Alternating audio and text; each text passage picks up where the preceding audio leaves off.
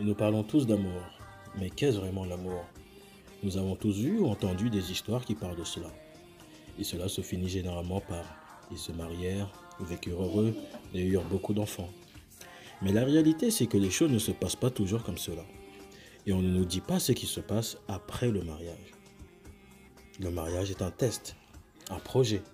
Et pour le réaliser, nous avons besoin de trouver le bon partenaire, qui est une femme pieuse ou un homme pieux.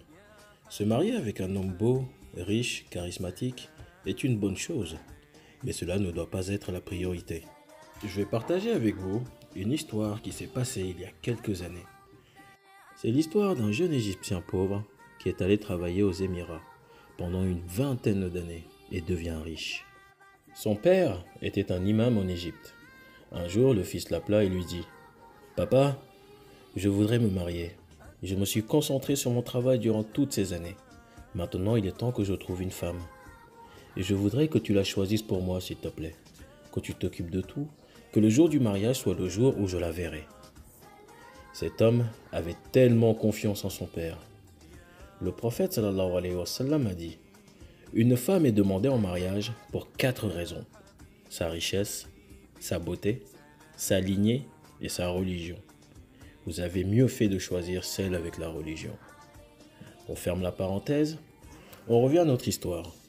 Donc, le père a choisi une femme de qualité, une épouse vertueuse pour son fils, même si son apparence physique n'était pas des plus attrayantes.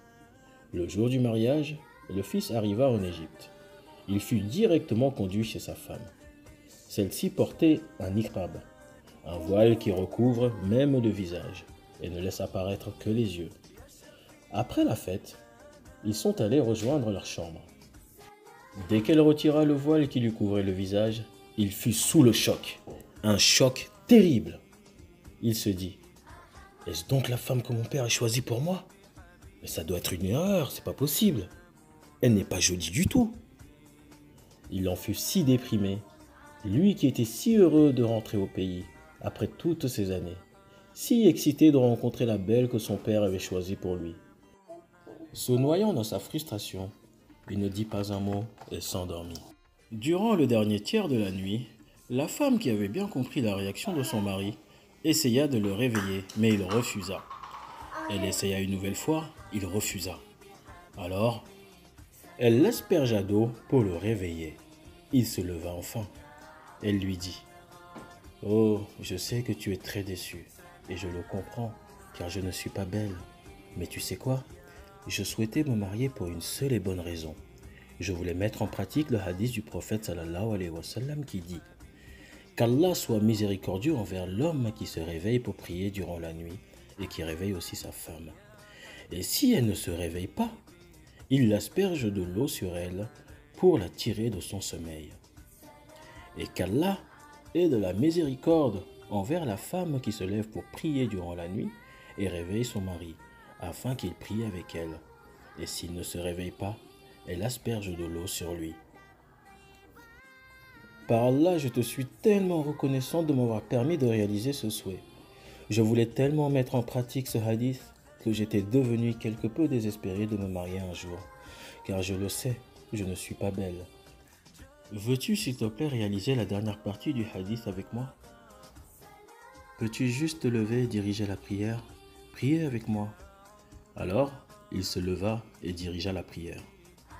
Une fois la prière terminée, il sentit un amour fou pour sa femme, et l'image qu'il avait d'elle avait complètement changé. Il la regardait comme si c'était la femme la plus belle du monde. Aujourd'hui, ce couple est heureux, a des enfants qui ont mémorisé le Coran, d'autres des étudiants en islam, et certains d'entre eux sont même sur le point d'être de grands savants pour la Ummah. L'amour atteint le cœur grâce à Allah. Allah peut te faire aimer ton mari ou ta femme du moment que vous lui obéissez. Priez avec vos femmes, c'est un lien plus fort qui naîtra entre vous. Le mariage est quelque chose de difficile, assez pour que tous les soirs, Iblis place une couronne sur la tête d'un shaitan qui a réussi à séparer un mari de sa femme. Nous avons besoin d'un bon partenaire pour cette mission, et les qualités que nous devons rechercher sont la vertu et la piété, en priorité. Voilà l'un des secrets pour vivre heureux en ménage. Et avec la permission d'Allah, nous serons réunis purifiés en tant que mari et femme au paradis, Inch'Allah. Assalamu alaikum wa rahmatullah wa barakatuh.